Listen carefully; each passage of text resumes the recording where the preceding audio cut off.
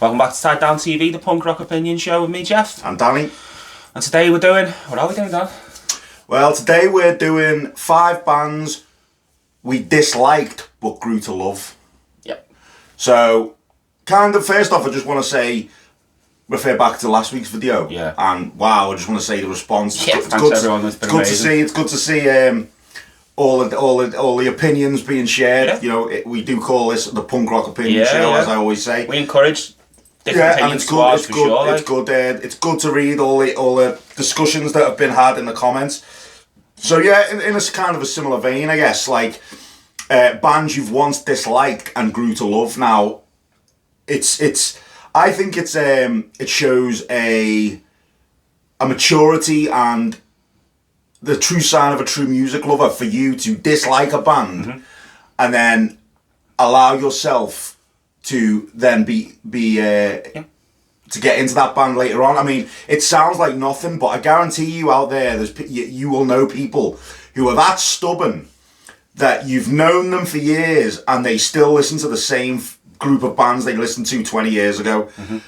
Just an example is one of my really good friends is a huge black metal fan, and he was in school. I'm not going to mention his name.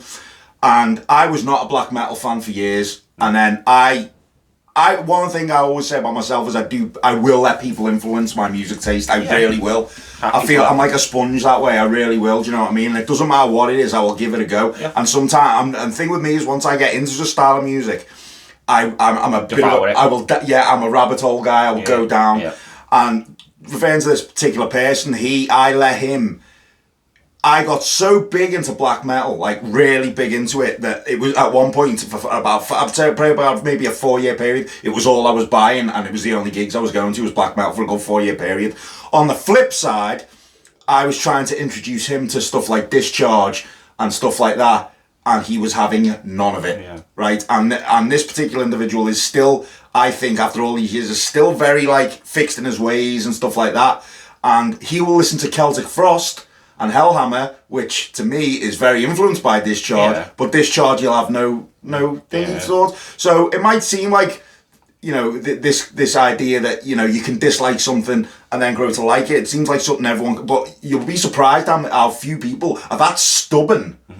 That I've had people come up to me and they'll go, "What are you wearing that shit for? You don't like them." I was like, "Well, I changed my mind." Yeah, I've had that conversation quite a few times. I thought you didn't even like that band. Yeah. Well, no, I didn't. Yeah. I do now. Yeah. You know what I mean? Yeah, what's wrong with that? Do you know what I mean? Well, just like anything in life, man, you fucking change. You should be changing your opinions as you grow old on certain things, shouldn't you? Do you know what I mean?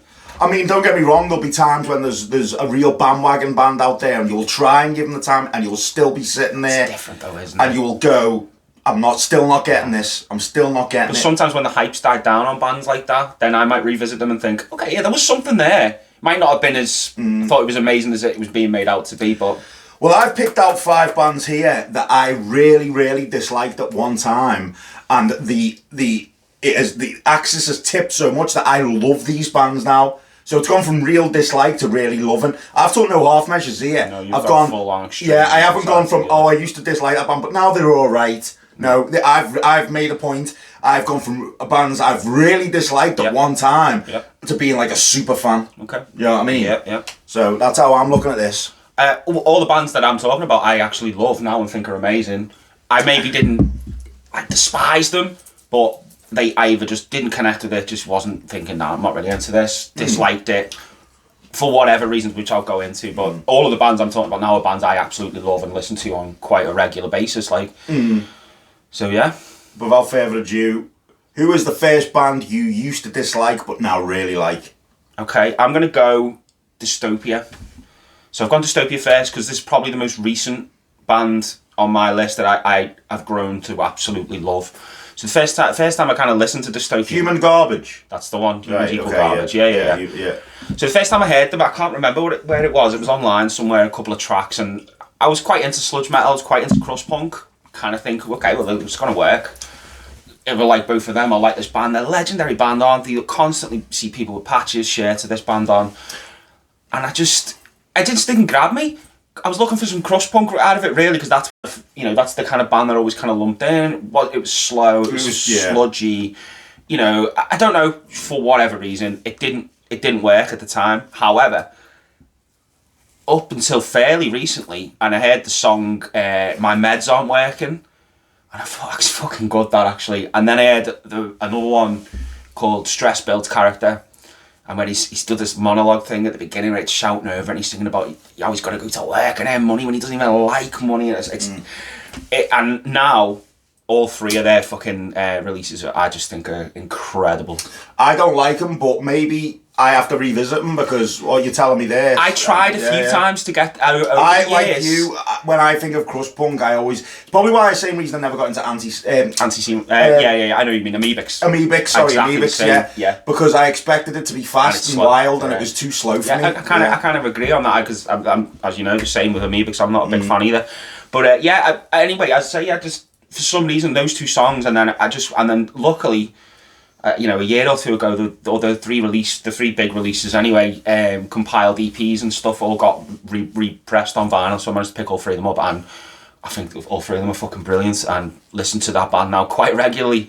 Well, and I kind of kick myself for not getting into them when I get in, I'll give them another go. Just try it, man. I mean, you might, it might not, like I said, but just for some reason, and this is the other thing they should have said this at the beginning as well. Sometimes with bands, you're just not in the mindset for it at the time. Yeah. When you first hear it, it's just not right. Whatever the atmosphere, the room, the ambience, your mindset, all that. If that's in the wrong place, the band's not going to connect. It doesn't. But because these were so legendary, I did go back and try. I thought, I'm surely in the minority here into the kind of bands I'm into who don't like these. So there's got to be something there. Anyway, fucking love them. You convinced me. I'm going to go back and have another go later. My first one is the Ramones. Now it seems amazing to me that I would ever dislike the Ramones now. I have mentioned on here before that my dislike from the Ramones when I was very young came from the song Blitzkrieg Bop. Yeah. I couldn't stand it. It was everywhere. For years it was the only song I ever heard by them. Like, it was literally, I didn't know anything else. And then I've told this story before. I was at a New Year's Eve party around my nan and granddad's house. They always had Top of the Pops 2 on, and Don't Come Close was playing, and it's just that catchy chorus, simple catchy chorus, just had me, and I made a note of the song, and then this is probably the days before even YouTube, do you know what I mean? So I couldn't just YouTube it. I went out and I bought the Road to Ruin album, and listened to the album. Almost instantly made me change my mind on them. It had been so long that I disliked that band, and then I got, which is sometimes seen as their sellout album, really, because people say they were trying to go poppy at that point. But maybe that's why I like them, the poppiness. Because I've always said my love from the Ramones comes from this Phil Spector influence of the Gale groups, which is like the Ramones sound. Yeah. It was when I realised that was the kind of thing that, that was the kind of thing that they were based off, a lot of that type of stuff. I really gave them a go, and now, I mean, like I said, it's amazing to me that I ever disliked the Ramones.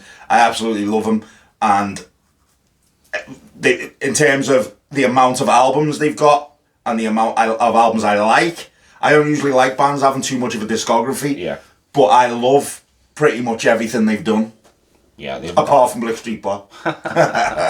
It's weird, isn't it? Because just touching on that, what you said there about the Ramones, like the sellout trying to be too poppy, whereas exactly what you said there, the Ramones, I don't think I ever really shied away from the fact that that's what they always wanted to be. No, really. I know, but I guess what the thing was, it was kind of, they were trying to seem to be making songs for the radio. Yeah. Cool. Yeah. All right, so number 2 for me, I've gone The Fall, Manchester post-punk legends, fronted by Marky Smith, who I've talked about this band a couple of times on this channel on various topics. I'm a massive fan now. This isn't a band that I despised or anything. I just didn't get it. I didn't understand why people thought this was genius. It's like I just thought it's just like this fucking pisshead shouting at me in the pub over like some noisy clattering music. How fucking wrong I was, and kind of is that in a weird way, but almost the genius of it is his like kind of outlook and what he said. But I digress anyway. But they're just a fucking, now I think they're a phenomenal band, and although I haven't listened to, they've got like 30 plus albums, numerous EPs, singles, compilations, live albums. The ones that I have listened to and the ones I return to on a regular basis, I adore, and I can't even remember at what point where the real flip went, but it was definitely the Nation's Saving Grace album that brought me into them, because I'd say that's definitely a bit more accessible for some of their other, compared to some of their other stuff. But yeah, again, right after this, write an album you think I should check out, because I've never been into them. Similar to what you said, but I've probably not gave them a chance really. Maybe, and I will definitely give you an album. I'm not sure if you'll connect with that on the same level, but yeah. My next, and this might be a bit of a surprise, but I know why I didn't like this band for a long time, but my next pick is Joy Division. Now, the reason I took a very long time to really appreciate Joy Division is because I was a New Order fan first.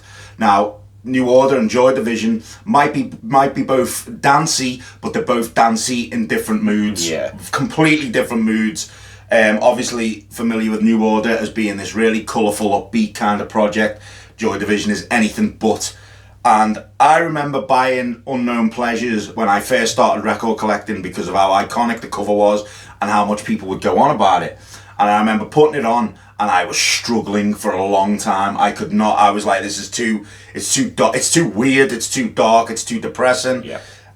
Obviously being a New Order fan before Joy Division, I was really struggling with it. It took me a long time, and then I think my love eventually came with Joy Division with the natural maturity of my music taste. It came over time. There was no flicking of the switch. No, it came over time. It was the maturing of me as a person, the maturing of me as my music taste developed, and it just happened. And then one day, I guess I eventually got it over time. Yeah.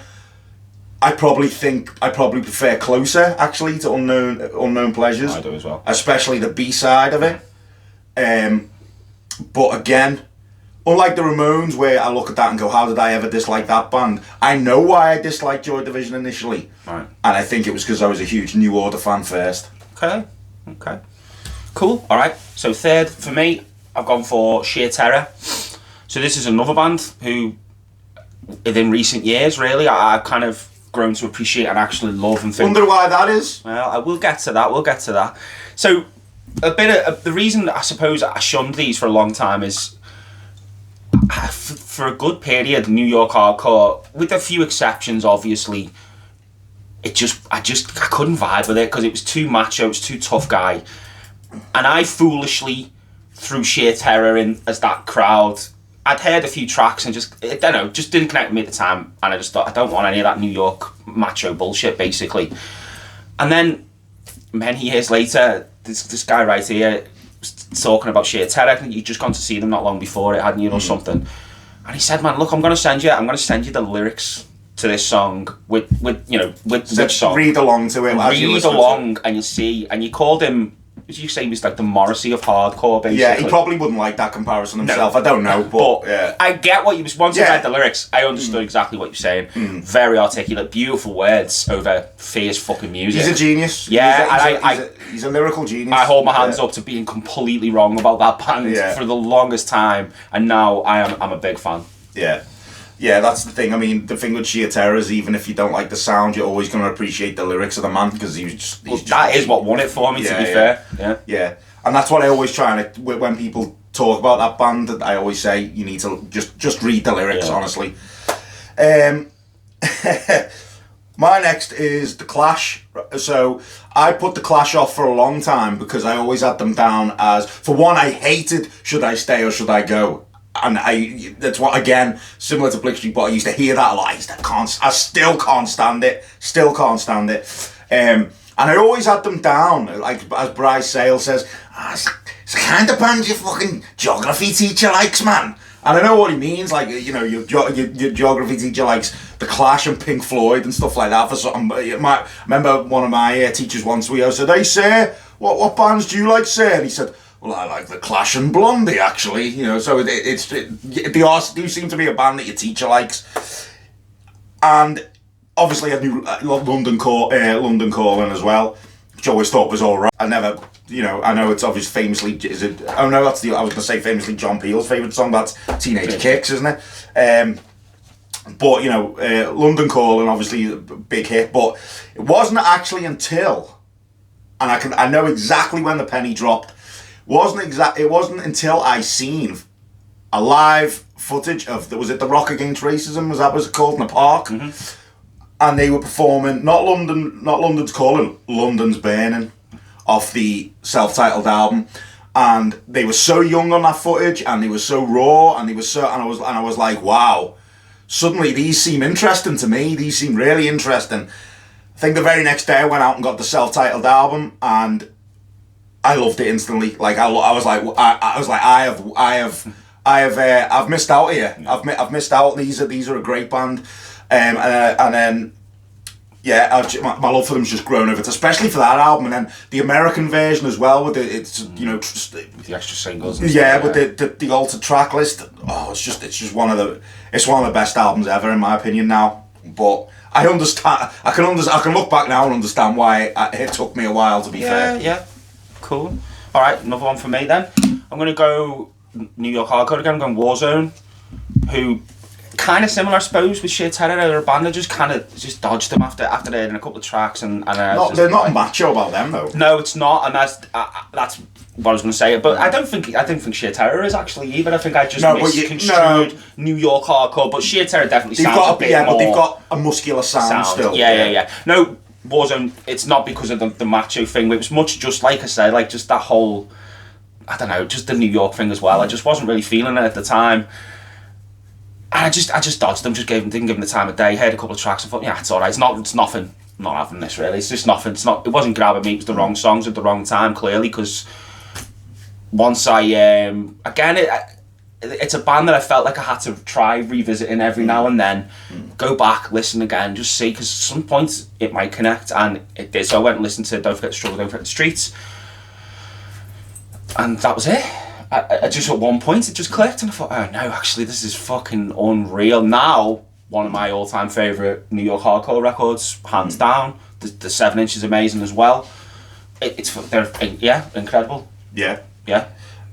I think they're one of them bands that I always thought you would like. Yeah. I would like the sound and that, and there's nothing about them that I can't really see you disliking. The message is good. You're right. The message is positive. You're right. Yeah. The music is old school hardcore. Yeah. There's no reason why you shouldn't like should never have liked them. No, very true. My next pick is the Misfits. Now, this is a good example of how a specific scene and herd mentality can sometimes influence you in a bad way to avoid something. So in the late 90s, early 2000s, when we were talking about that period with the scene kids were everywhere and listening to all that crap, all that rubbish, Misfit shirts were big amongst that crowd. Yeah. Really big amongst that crowd. And you'd see them everywhere, and they'd all have the stupid hair, and they'd all be wearing Misfit shirts. And for the longest time, I just thought, I did the odd later songs which I didn't like. I wasn't a fan of. Misfits, but I'd never heard any of the old stuff for a while. And you'd see all these. This is going back to like '99 to like 2000 and maybe 4 even this.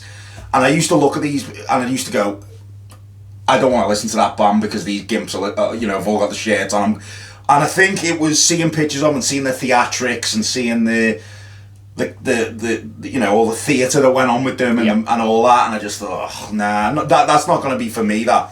And then just, like I said, going back to being a record collector, obviously you buy the essential albums that you feel you should have, which I've done with so many albums. Some of them have never been played more than once because but Walk Among Us was one that I thought I should have it, so I'll buy it.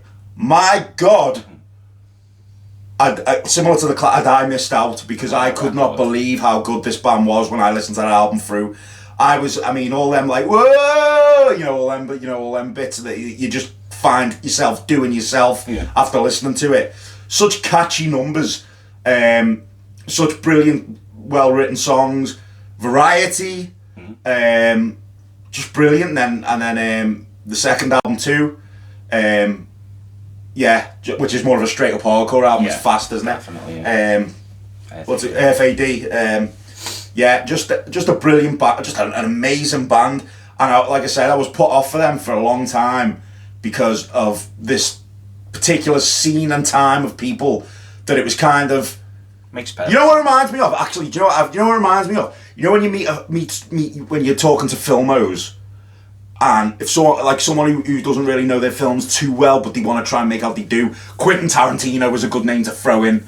oh, I like Pulp Fiction and all this, do you know what I mean? Because Tarantino's like one of them, like, name directors you throw in if you want to sound like you know about film, but everyone fucking knows about Quentin Tarantino, so it's, you know what I mean? I felt like there was a bit of that with the Misfits, do you know what I mean? Like, if you wear that shirt, you kind of look cool because they're a credible band. Yeah. Do you know what I mean? But it was just such a big thing to have a Misfits shirt if you were a scene kid back then, and it put me off for years. And yeah, we probably didn't get into them until around 2008, I'd have said, which is quite late, really. Yeah. Yeah. Cool. All right, last one for me, and this is one I can't even really explain. This one, but I didn't like them that much. That's Subhumans. That's surprised. We had this discussion last night. Yeah, this is very even to me. And I was trying to think of the reasons why I kind of just never connected with them, because I got into like the anarcho punk stuff when I was a teenager. Like, I was into Crass, I was into Rudimentary P9 and Icons of Filth, but for some reason Subhumans didn't connect. I can't explain it.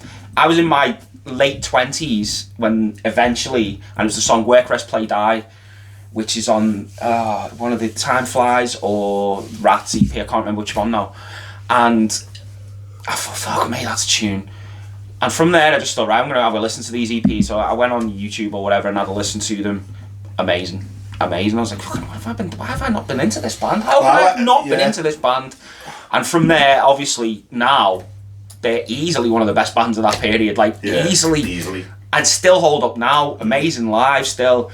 I mean, you throw on The Day the Country Died now, and I can't even argue if someone came to me and said it's one of the best British punk albums of all time. I'd go, yeah, it is, yeah. There's no arguments. And that's why I say I can't explain, for whatever reason, that band didn't hit me at the right time, didn't connect, I don't know. Once I realised my error, I devoured everything that they've released, and I absolutely love them now. Absolutely love them. My next and last pick is been inspired by Benji, the boy Benji. I forgot his real name. I don't even know if he likes being called Benji. The boy Benji. Shout out to the boy Benji. Yesterday I was talking to him outside a gig, and he said to me that he didn't like the Buzzcocks, and he did a less than complimentary impression of Pete Shelley's vocal. I remember. And you know what? It made me think. I felt the same at one point. Okay. I really did feel the same, and it was. I can't speak for the boy Benji, obviously, but one thing I will say is, for me personally, again, very immature mind when I was early 20s, it just wasn't testosterone filled enough for me. It wasn't muscular enough. It wasn't. Yeah, it was. I was just stupid, you know, closed-minded. Everything had to be aggressive, and everything had to be fast, and everything had to be, and all that. But it was, and I actually got that one album. Another Music in a Different Kitchen, and I wasn't too much of a fan, and I was like, yeah, you know. But I bought that as like I'll check these out kind of thing. Wasn't actually until I picked up Singles Going Steady, I realised, wow, amazing. These have got some brilliant songs. Like, obviously I knew What Do I Get and Everfall, you know, and all them pop punk classics, as I would call them. Yeah. I knew all them, but it was the ones that weren't so well known on there. Some of the B-sides, Harmony in My Head and stuff like that. Oh, brilliant! That's amazing. Yeah, just brilliant. And then I remember at one point it was all I was listening to was Singles Going Steady, probably for about 2 weeks solid. Like in work, I was just constantly listening to the Buzzcocks, Singles Going Steady. But yeah, the boy Benji inspired that one, so shout him out. So that's my last pick, the Buzzcocks. Cool. All right, so. Come on, jump in the comments and let us know your fives. I'm sure you've got loads. You probably could have picked more as well, you know, drill. Like, subscribe, ring the bell if you want notifications. Jump on the Instagram, Facebook, give us some likes, follows, messages, all that stuff, and we'll see you next week.